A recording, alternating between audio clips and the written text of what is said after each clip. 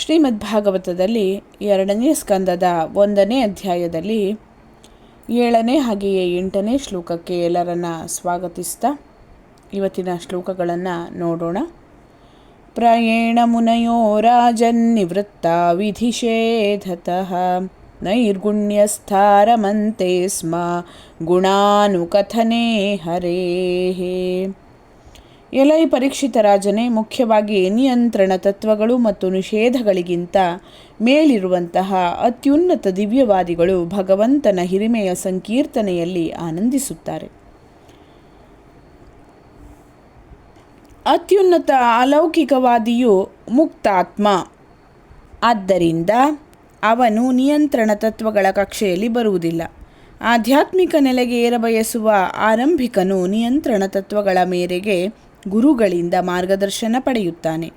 ಅವನು ವೈದ್ಯಕೀಯ ಕ್ಷೇತ್ರದಲ್ಲಿ ನಾನಾ ನಿರ್ಬಂಧಗಳಿಗನುಸಾರವಾಗಿ ಚಿಕಿತ್ಸೆ ಪಡೆಯುವಂತಹ ರೋಗಿಯ ಹಾಗೆ. ಸಾಮಾನ್ಯವಾಗಿ ಆಧ್ಯಾತ್ಮಿಕ ಕಾರ್ಯಗಳ ವರ್ಣನೆಯಲ್ಲಿ ಮುಕ್ತಾತ್ಮರು ಕೂಡ ಆನಂದಿಸುತ್ತಾರೆ. ಮೇಲೆ ಹೇಳಿದಂತೆ ನಾರಾಯಣ ಹರಿ ದೇವೋತ್ತಮ ಪುರುಷ. ಆತ ಭೌತಿಕ ಸೃಷ್ಟಿಗೆ ಅತೀತ, ಆದ್ದರಿಂದ ಆತನ ಗುಣ ರೂಪಗಳು ಭೌತಿಕವಲ್ಲ. ಶ್ರೇಷ್ಠ ಅಲೌಕಿಕರು ಅಥವಾ ಮುಕ್ತಾತ್ಮರು ಉತ್ಕೃಷ್ಟವಾದ ಅತೀಂದ್ರಿಯ ಜ್ಞಾನದಿಂದ ಅನುಭವದಿಂದ ಭಗವಂತನನ್ನು ಸಾಕ್ಷಾತ್ಕರಿಸಿಕೊಳ್ಳುತ್ತಾರೆ. ಆದ್ದರಿಂದ ಅವರು ಭಗವಂತನ ಲೀಲೆಯ ದಿವ್ಯ ಗುಣಗಳನ್ನು ಚರ್ಚಿಸುತ್ತಾ ಆನಂದವನ್ನು ಅನುಭವಿಸುತ್ತಾರೆ. ಭಗವದ್ಗೀತೆಯಲ್ಲಿ 4ನೇ ಅಧ್ಯಾಯದ 9ನೇ ಶ್ಲೋಕದಲ್ಲಿ ಭಗವಂತನು ತನ್ನ ರೂಪ ಕಾರ್ಯಗಳೆಲ್ಲವೂ ದಿವ್ಯವಾದವು, ಅತೀಂದ್ರಿಯವಾದವು ಎಂದು ಘೋಷಿಸುತ್ತಾನೆ. ಲೌಕಿಕ ಶಕ್ತಿಗಳಿಗೆ ಒಳಗಾದ ಸಾಮಾನ್ಯ ಮನುಷ್ಯನು ಭಗವಂತನನ್ನು ನಮ್ಮಂತೆಯೇ ಒಬ್ಬ ಮನುಷ್ಯ ಎಂದು ತಿಳಿಯುತ್ತಾನೆ. ಆದುದರಿಂದ ಭಗವಂತನ ನಾಮ ರೂಪ ಗುಣ ಮೊದಲಾದವುಗಳ ಲೌಕಿಕ ಲಕ್ಷಣಗಳನ್ನು ಒಪ್ಪಲು ನಿರಾಕರಿಸುತ್ತಾನೆ. ಮುಂದಿನ ಶ್ಲೋಕ 8ನೇ ಶ್ಲೋಕ. ಇದಂ ಭಾಗವತಂ ನಾಮ ಪುರಾಣಂ ಬ್ರಹ್ಮ ಸಂಹಿತಂ ಅಧೀತವಾನ್ ದ್ವಾಪರಾದೌ ಪಿತುರ್ದ್ವೈಪಾಯನಾದಹಂ. ದ್ವಾಪರ ಯುಗಾಂತ್ಯದಲ್ಲಿ ಸಕಲ ವೇದಗಳಿಗೆ ಸಮಾನವಾದ ಶ್ರೀಮದ್ ಭಾಗವತ ಎಂಬ ವೇದ ಸಾಹಿತ್ಯದ ಈ ಶ್ರೇಷ್ಠ ಅನುಬಂಧವನ್ನು ನನ್ನ ತಂದೆಯಾದ ದ್ವೈಪಾಯನ ವೇದವ್ಯಾಸರಿಂದ ನಾನು ಅಧ್ಯಯನ ಮಾಡಿದೆ.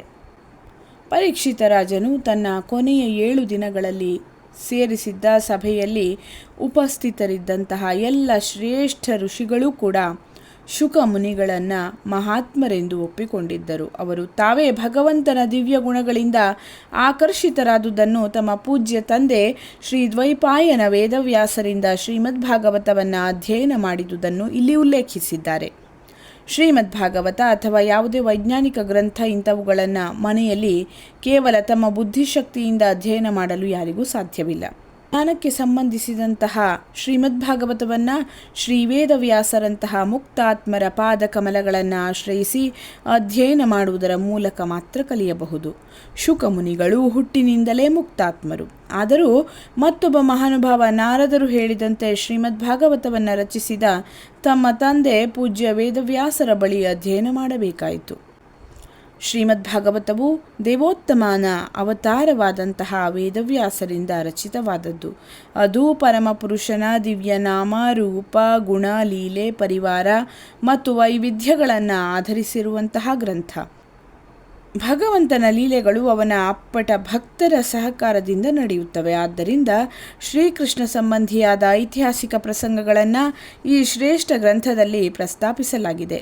ಇದನ್ನು ಬ್ರಹ್ಮ ಸಂಹಿತಂ ಎಂದು ಕರೆಯಲಾಗಿದೆ, ಏಕೆಂದರೆ ಭಗವದ್ಗೀತೆಯ ಹಾಗೆಯೇ ಈ ಗ್ರಂಥವು ಶ್ರೀಕೃಷ್ಣನ ಶಬ್ದ ಪ್ರತೀಕವಾಗಿದೆ. ಭಗವದ್ಗೀತೆಯು ಶ್ರೀಕೃಷ್ಣನ ಶಬ್ದಾವತಾರ, ಏಕೆಂದರೆ ಅದನ್ನು ಹೇಳಿದವನೇ ಪರಮಪ್ರಭು. ಶ್ರೀಮದ್ ಭಾಗವತವು ಭಗವಂತನ ಶಬ್ದ ಪ್ರತೀಕವಾಗಿದೆ. ಅದು ಭಗವದ್ ಅವತಾರರಾದಂತಹ ವೇದವ್ಯಾಸರು ಭಗವಂತನ ಕಾರ್ಯಗಳನ್ನು ಸ್ತುತಿಸಿರುವಂತಹ ಗ್ರಂಥವಾಗಿದೆ. ಈ ಗ್ರಂಥದ ಆರಂಭದಲ್ಲಿ ಹೇಳಿರುವಂತೆ ಅದು ವೇದ ಕಲ್ಪವೃಕ್ಷದ ಸಾರ. ಧನ್ಯವಾದಗಳು. ಲೋಕಾಃ ಸಮಸ್ತಾಃ ಸುಖಿನೋ ಭವಂತು.